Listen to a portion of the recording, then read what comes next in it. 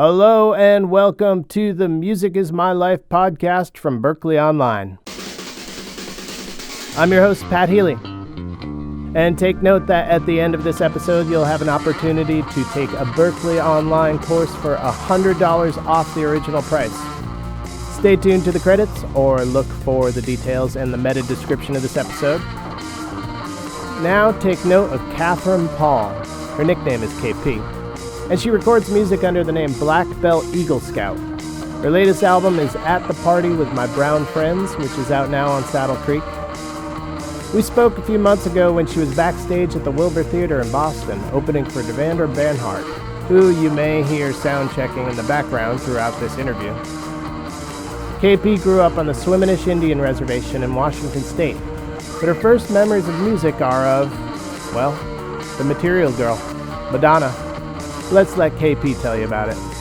If I were to just talk about my very, very first recollection, I think it's when I would be driving around with my parents in our car that we had and listening to radio. We listened to a lot of Madonna. I remember just thinking like, oh, I like music. Like, this is something that I like, rather than it just being in the background and like having that feeling of like paying attention. But it wasn't until I was a teenager that I discovered that like music was actually my thing. You know how like somebody, if they have a hobby, like, you know, you play a sport and you're really, really into that sport. I was really, really into music, and I think that, well, I was just really into alternative music. I got obsessed with those like kind of emo bands at first, but like mainstream emo, like Blink-182 kind of stuff. And then I discovered more of like the darker avenues, which included music from the state I grew up in Washington, which is like the grunge scene and the rock girl scene.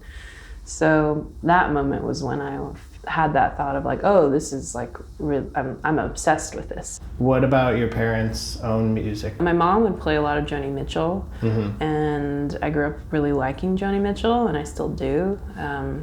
And my dad, he would play like all sorts of like kind of Motown songs, and like he was really into Michael Jackson, and the Temptations he was really into, and Aretha Franklin he was really into. So I think I just sort of had like the kind of like pop and folk music of their generation that they were still listening to in my life, and I like it. It's not really like the music that I like go to first to like, this is what I want to listen to right now, but I still appreciate it.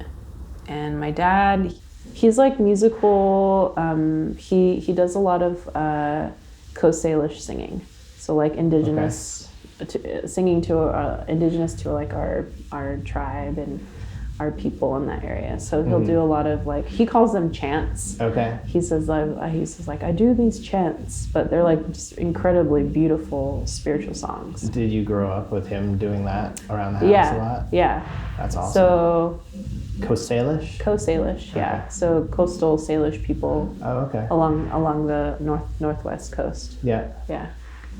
And so did that influence your music at all? It definitely does, but in the way that like where I feel like I'm influenced by it more so with how I feel about music, I guess. Just because with that sort of singing, you know, it's very personal and it's very spiritual, and you sing from your heart and you sing from your soul. And I think that, you know, like, yeah, I could maybe have learned that from, you know, these grunge bands who have so much angst, but not really. Like, I feel like because it comes so naturally, because that's what my ancestors have done and do. And it was just always surrounding me. I feel like the way that I play music is just different because I have that sort of energy within myself when I'm playing. Were there many other ways in which your family made you aware of the cultural background and the history and traditions?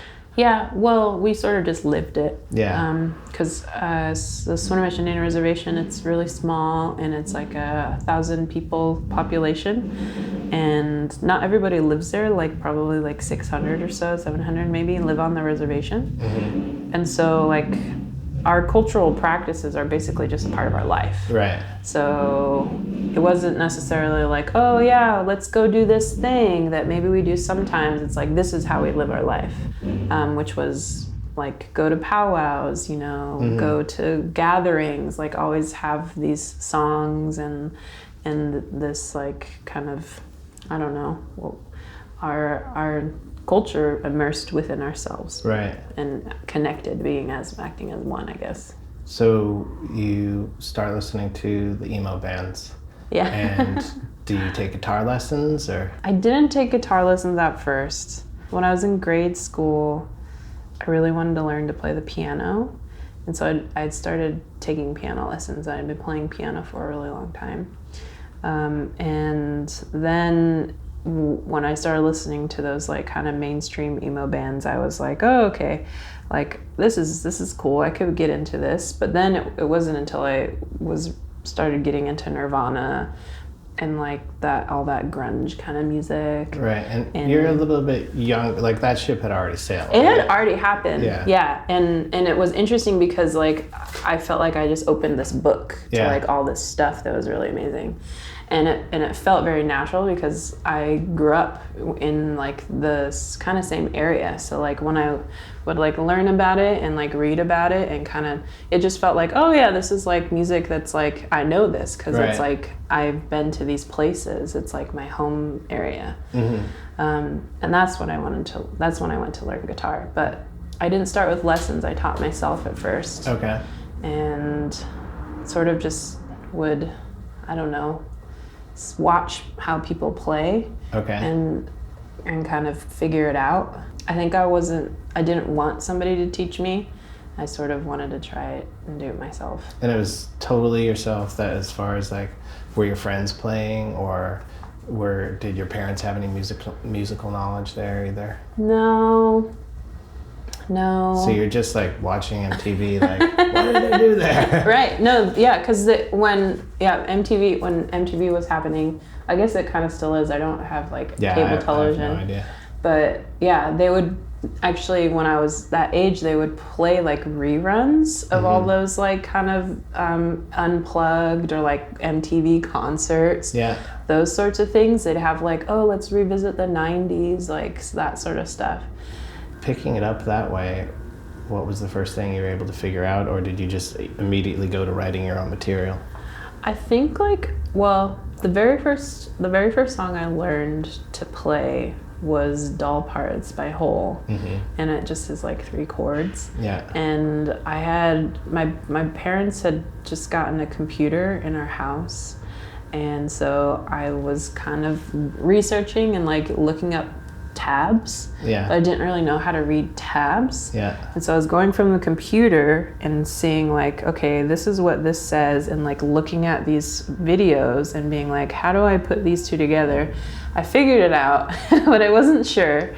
And then I learned that song, and then it wasn't like I didn't really start making my own songs until a couple years later. It felt weird to me to like do that sort of thing. Like I would play stuff, but it just didn't really feel good enough, I think. Like I was having one of those like when you're a teenager, like total like uncertainty about who you are, I guess. So when did you first find a voice compositionally, and did you, with your piano playing, did you write there at all? I did, yeah. I think I really wanted to be in a band. I wanted to start a band. Like that was the thing. I just was like, I want to have a band. And so I had like a couple things that I would do, but not with like a whole lot of confidence. It was just like, okay, like, you know, these are these things. When did you finally find other people to play with? I think I was in like, it was my junior year of high school. So I was like 16, 17-ish, and I had just got my license, I remember, and was, I don't know, free. I could drive. My parents let me drive places. And so I'd drive to my friend's house and we would play music. I had like 2 bands in high school in a very short amount of time. Okay. The first band I was ever in, it was called B. Russo. Okay. And that name came from this poster that was in this computer lab. I don't even know what it was. I just was like, that sounds cool. It was me and my friend Hannah. And Hannah played drums and I played guitar. And it was just a duo. Okay. And we had some songs. And we played our very first show at the Department of Safety in Anacortes, opening up for a band called Kickball. Then I started another band because, I don't know, Hannah and I she didn't really want to be in the band, I don't think. And then I started this band called Dupont et Dupont, which is from the Tintin comics stuff. And it was my friend Anna who... I had known Anna for a really long time, and she was like one of the other people in my school, like my hometown, that played music. Like she'd been playing piano for a really long time. And so I was like, okay, Anna plays piano, maybe Anna would learn the bass. And so Anna learned the bass and she picked it up pretty well, and I was playing guitar. And then at that time we were hanging out at the Department of Safety a lot in Anacortes. We'd go to like What the Heck Fest, and we'd go to all these all ages shows. And so we'd meet a lot of teens, I guess. And so there's this other girl named Nicole who eventually joined the band with us, and she played like keys. And so Anna and I would switch off. Like I would play drums sometimes, and Anna would play bass. Nicole was always on keys, and then Anna would play drums sometimes too, and I would play guitar. I don't even remember like what sort of songs we played. We made an album actually, and they're really good songs actually, you know? I mean, remembering. Yeah, well, when's the last time you played any of them? A long time ago. Like, do you ever have your guitar in your hands and find yourself doing one of those songs? No, but I was listening to them before I went on this tour, and I was like, should I like bring one of those songs back? Yeah. Do any of the other people still play music? I don't know. I've lost touch with Nicole. Anna definitely does, but I don't think she like plays in bands. So you went on and then you went to college. Did you at that point just say, oh, music's just a hobby, or did you know that you'd pursue it? Well, before I went to college, I went to this camp, the Rock and Roll Camp for Girls. Oh yeah, we have those around here. Yeah, Girls Rock Boston. And I went there when it was like the summer after my junior year, that I had gone, and I learned to play the drums. And then that was in Portland, and that's the reason why I moved to Portland to go to school. Uh-huh. And then I met a bunch of people at that camp, girls who played in bands, a lot of like local people from Portland. And then when I moved to Portland to go to college, I immediately just started playing in the band. It wasn't really like a hobby, it was sort of, well, I guess maybe it was a hobby. But it was maybe a little bit more than a hobby. It was like a passionate hobby. Okay. Were your folks supportive of it the whole time? Yeah. My parents have always like been into whatever I wanted to do. Like I got a drum kit when I was in my senior year of high school, and I put it in my small, teeny tiny bedroom, and I'd play. Okay, so you're in college, you're playing in a few bands there. Uh-huh. And then where in the timeline do you find, you know, some of the bands that you recorded with professionally, like Genders and Forest Park and Ila Bamba and Helvetica? Yeah.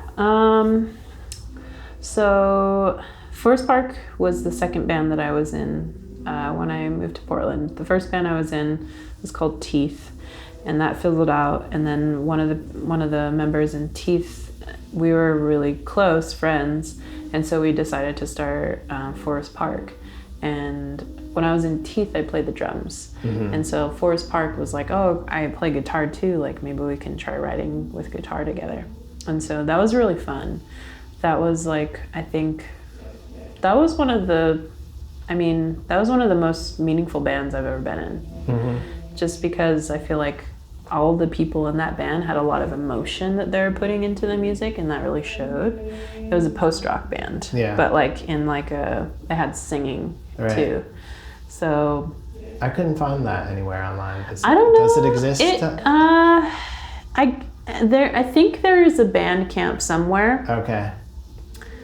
But I don't know if we took it down or if it's still up. Okay. How did you move on from post-rock? Well, I took a break, and then I just sort of wanted to play in a band. Yeah. So that's when I started playing Engenders, and then I played drums in that band.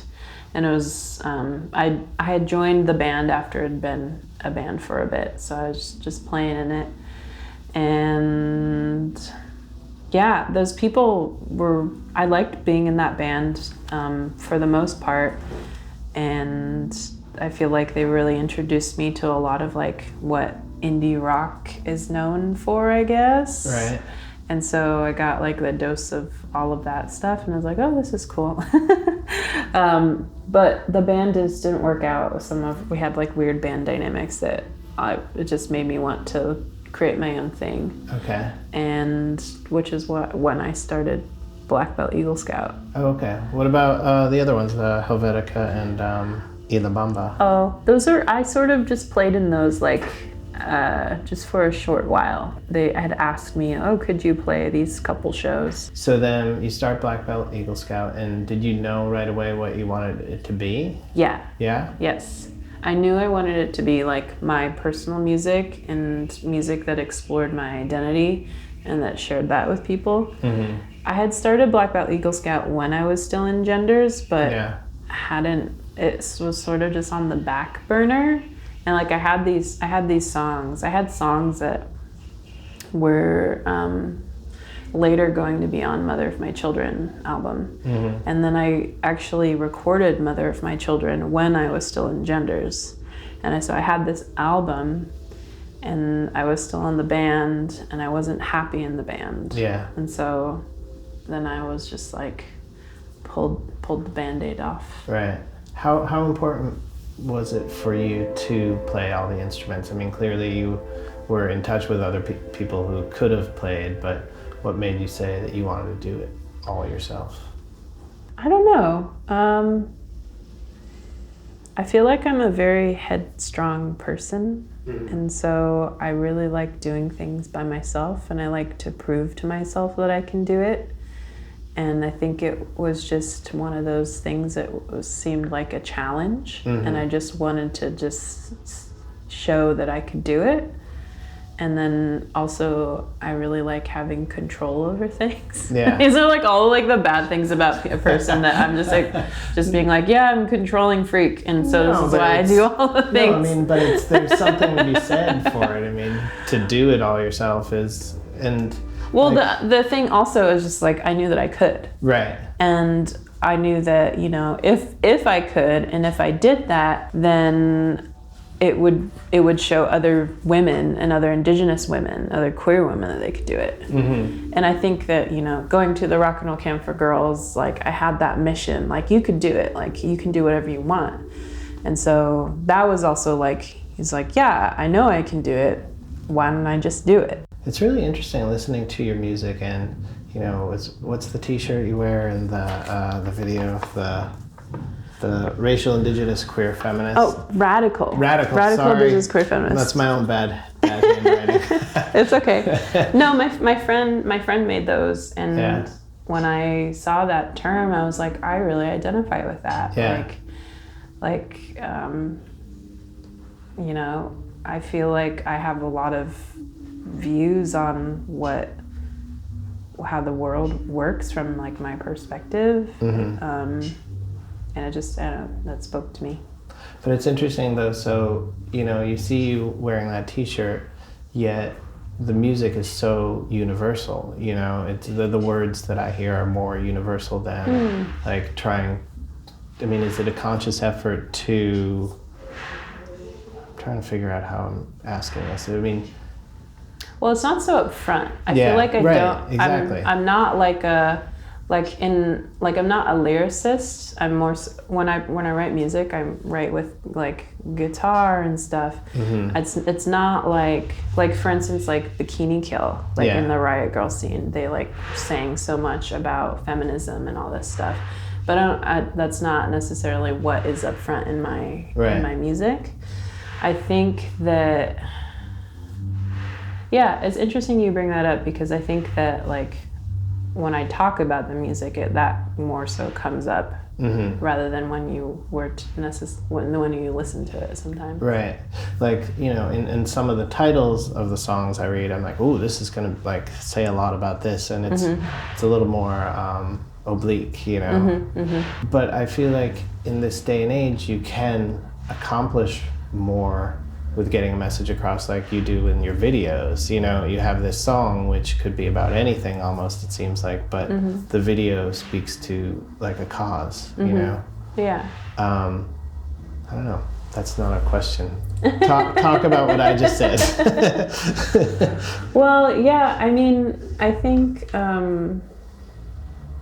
sometimes I do wish that like I could be more punk rock, because I feel like that would maybe fit easier with that message that I like to talk about. But I also think that there's just a lot of other ways to express one's politics or beliefs and views. But the titles do seem to say almost as much as needs to be said, you know? Yeah. Like, talk to me about like the album title, At the Party with My Brown Friends. At the Party with My Brown Friends, I was wanting to like make something about friendship and about like sisterhood, and I realized that like most of the people that I feel very connected to, and then I feel like are in my like support system and my crew at home are brown people. And for me, living in Portland, which is one of the whitest cities in America, like I have to find that, because I grew up on a reservation. I grew up with tons of people that look like me. And so when I moved to Portland, like I was excited because I wanted to, you know, move there for like the city and like the music and everything like that. But then I just was like, whoa, this is very different. And so I had to find that within Portland to, I don't know, just to feel like myself, I guess, to feel like I have somebody who understands it almost to like the same degree that I do.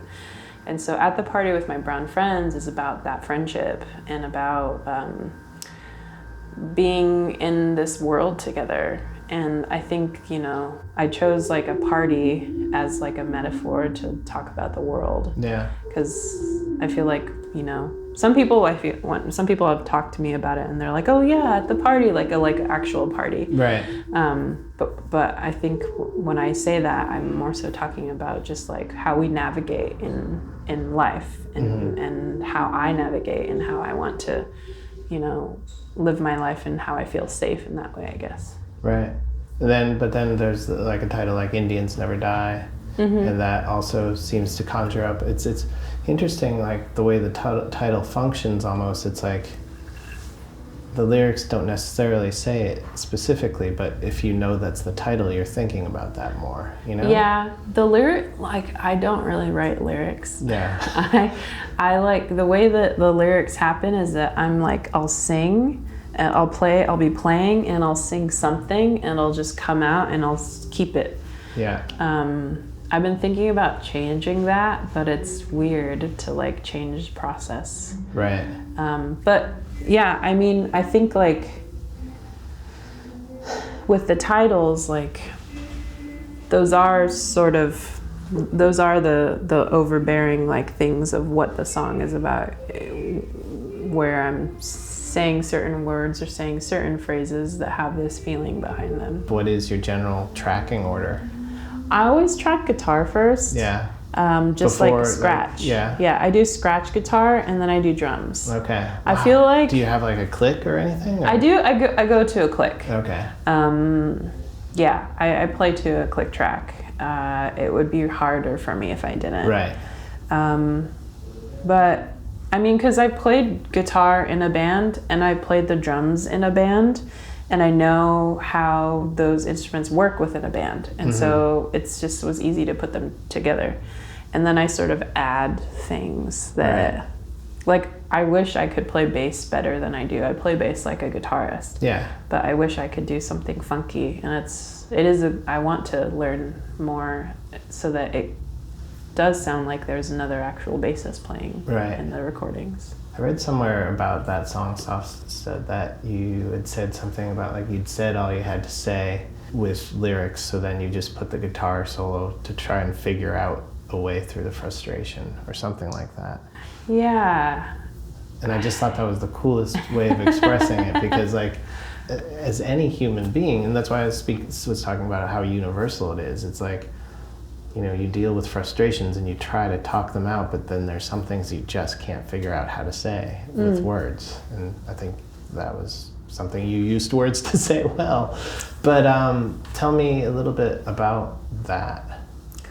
That song is, well, I wrote that song like when I was feeling just emotions over like queer identity and like this kind of relationship that I was in, a queer relationship. And so like it's sort of like a heartbreak song, but also a frustration song, which I was like just trying to like get out with those lyrics and those words. And then like, I don't know, I just sort of, it was at the time when I was writing it, I was just like, okay, I said this thing and here it is, here's all the shit I said in the song. And then I wanted to add something more, and so I was like, why don't I just do a guitar solo at the end? Yeah. Why doesn't it become this thing that you just rock out to after you have this, you know, I said my bit and then here we go. Right. There's like a Van Morrison song on that Astral Weeks album where he's like, I just don't know what to do, and then he just bangs on his acoustic guitar and the song's over. It's like, but does it surprise you that song is like the most popular song on like streaming devices? No, it's a very catchy song. Yeah. It has like, it doesn't surprise me just because it's like it got a verse chorus thing, catchy stuff, mentions love. Yeah. I don't know. Well, where was that in the process of the first album? I know you said you wrote a lot of the first album while still in Genders, but that was definitely while I was still in Genders and like I don't know, I was like, I'd been playing guitar in my bedroom a lot, and I had this little setup where I had my amp, had my guitar, and then I had all these pedals, and I really like to write with a Boss loop station pedal. And so that song in particular, like before that song, I had a really hard time with playing power chords. Yeah. And I just kind of thought it was like a easy way of like creating music, and I didn't necessarily want to do that. Right. And so I sort of was like, okay, well, let's just try out these power chords. Yeah. And I don't know, I just started playing those chords, and then I had this microphone hooked up into the loop station, and I would sing and I would loop over. And I remember just like getting it up to speed and to a point of like just kind of jamming, and that's when I wrote the end solo. Oh, cool. So is the loop station a big part of your writing process? It is, That's cool. Yeah. So how long is the loop usually? How long are you able to do? It's like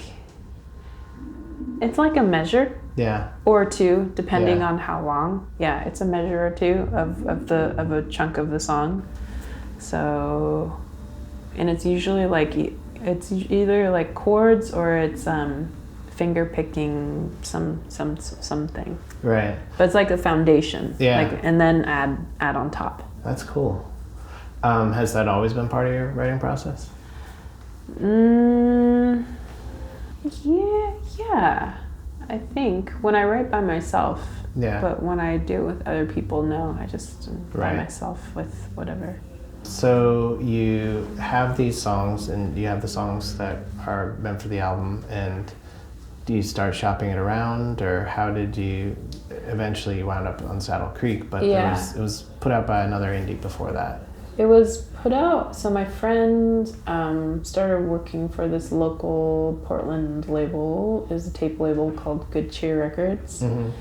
And she was just kind of signing all of her friends, and I was her friend, and so I was like, hey, would you listen to this record? So I had them listen to it, and they really liked it, and they decided to put it out.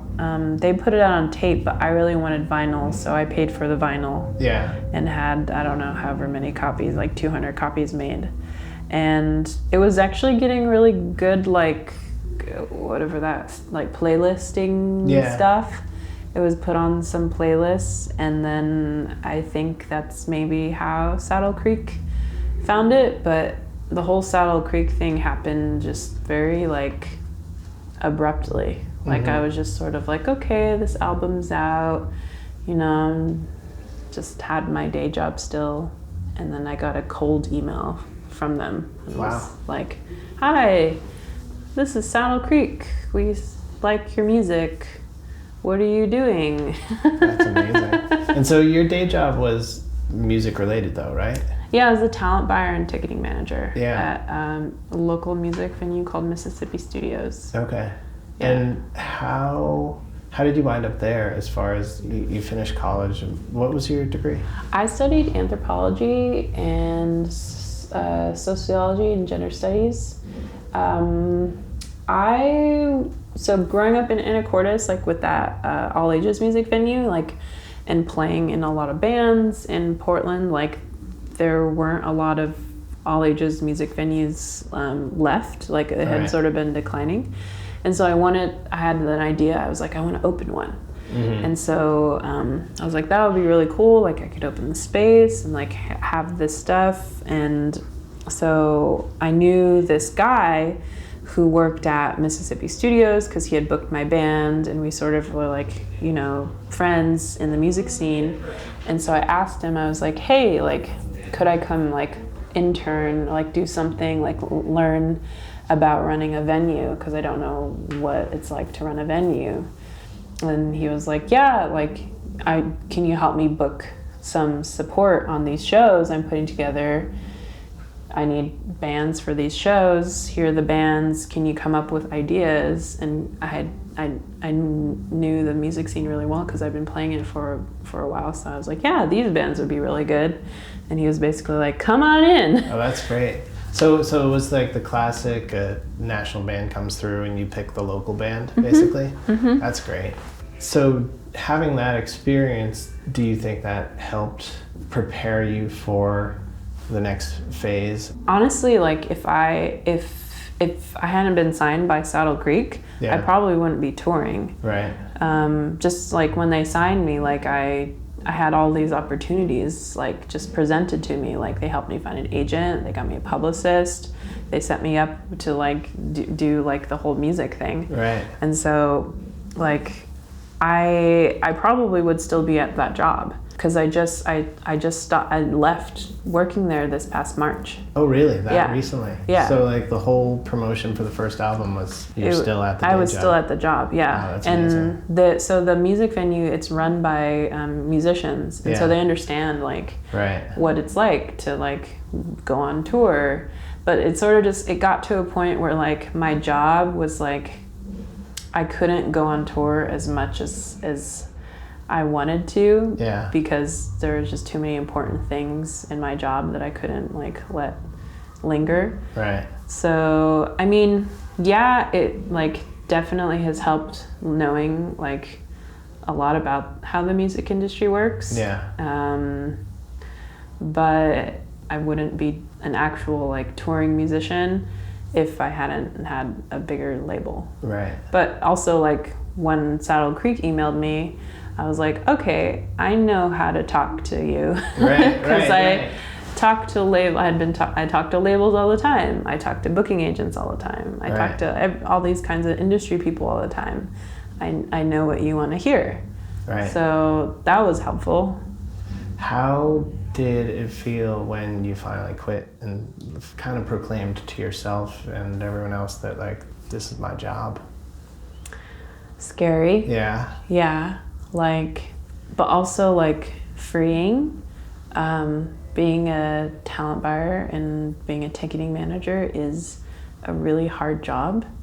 Very stressful job. And so all of a sudden, like, I didn't have that. And that was weird to get used to. But also, like, it was very just like, okay, well, I hope I make money. Yeah. I hope. And so, and at times it was hard because, like, if, you know, you don't make a certain amount of money for, like, these shows that you play, then what are you gonna do? Right. So it, like, yeah, I was very, very scared, but seeing how the music industry works from a talent buyer perspective, I knew that this was an opportunity that I should take. Yeah. And so I was like, just jump, just go, just right. like try it. And if it doesn't work, that's okay. Just try it. Great. And so this is what I'm doing right now, just playing shows. How did you find your band? I have a hard time, like, keeping a band because I feel like a lot of people want to be in bands where they create music, and so I just hire people. Right. But my partner plays in my band, so there's one person that always is in my band. He plays the drums and he plays guitar, and we switch off. And then there's other people who are in the band. They are some friends that I had met through some other friends. They live in Austin. Mm-hmm. They're in this band called Hikes. I sort of have been going from, like, 3-piece to 4-piece to, and yeah. I haven't asked you about the moniker. Where's that come from? Black Belt Eagle Scout. Oh, my friend made it up. It was in the very early beginning stages of Black Belt Eagle Scout, and I was playing black belt music with these people, and we decided on another name, and so Black Belt Eagle Scout was a name that was sort of left to the side. And when we departed, I was like, hey, I want to keep playing my music, like, but I need a name, and I don't really want to use the other name that we were. And so I asked if I could use it, but I think it was just like, who do we know that's a black belt and an Eagle Scout, sort of like a silly thing. But then, like, I was like, oh, this is, like, kind of an intense name to have. It is. It's funny because, like, you know, reading about you and the Indigenous factor, it almost seems like you're making fun of a Westerner's like idea of, like, a Indigenous name almost, you know. Oh, that's interesting. You know, I don't think that's what I'm trying to do, but I like that. I mean, sometimes I think of it as, like, a reclaiming in terms of, like, the Eagle Scout part, but like, sometimes I am like, oh, the black belt part, like, I'm not a black belt, and it's like that culture is very weird because I feel like it's, you know, like, a lot of white people tend to dominate it and take it over too. Right, and that's why it felt like it was almost like a commentary on that somehow. The way that I think about it sometimes is, well, at first, like, I liked it because I thought it sounded good. Yeah, and the way that I think about it is that, like, you know, those are the things, the highest realms in those two areas, and, like, what I'm trying to do is just be as, you know, my truest creative self as I can with this project. Right. So I was like, that's the connection there. Are you working on new songs for a new album? I don't know. Okay. I haven't. No, I'm not. Okay. But maybe I am. I have ideas. Okay. But, like, they're just thoughts in my head. Right. You're not able to. You're not one of those people who's, like, in the back of the bus with the guitar. No. I'm like I'm a front seat driver. Yeah. And so I'm always like, go this way, go that way, like, sort of thing. I can't really relax and be as creative in the van. What headspace do you need in order to be creative? I need, like, total, like, silence and, like, comfort and, like, just having, like, a good space. Like, I wrote, like, pretty much both records in a bedroom. Mm-hmm. And so I just need, like, my own comfort zone.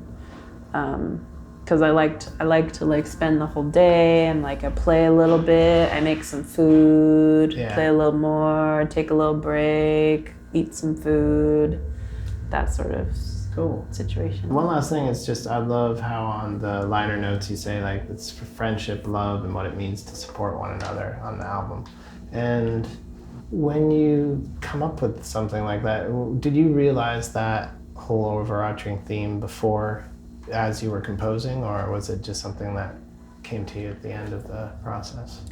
Well, I think I feel like I write a lot just about my life and like what I'm going through. And so this record, like, it was after Mother of My Children, and I was sort of like trying to like find some sort of energy, like love energy or friendship energy. And I found like I was relying a lot on my friends and they were relying on me. It was reciprocal. And so that's, I don't know, I just sort of started, I think it was just a theme from the beginning.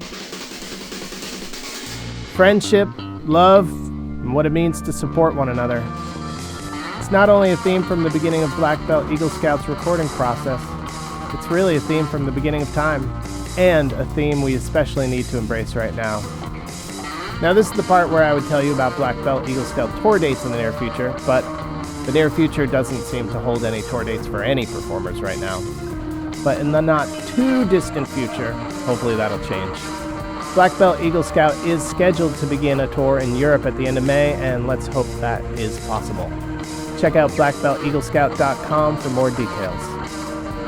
Alright, at the top of this show, I told you about how you can receive a $100 discount on a Berklee Online course. To do that, head over to musicismylifepod.com. There you can redeem the special offer and also get a link to all sorts of free resources. Anyway, this episode was mastered by Melissa Henderson. All visual assets coordinated by Mike DeBenedictis. Social media by Brooke Larson. Web assistance courtesy of Mark Thomas, Steve Zimmerman, Joe McDonough, and Chris Keene. I wrote and recorded the Music Is My Life theme song, but the expert remixing comes courtesy of Lily Dickinson. Special thanks to Talia Smith, to the fabulous Jessica Linker, to Jim DeLuca, and thanks to you for listening. Take note to join us on Monday, April 13th for special guest Matt Ward, who you know by his recording moniker, M. Ward. He has a new album coming out on April 3rd. Stay safe, listeners. We'll talk soon.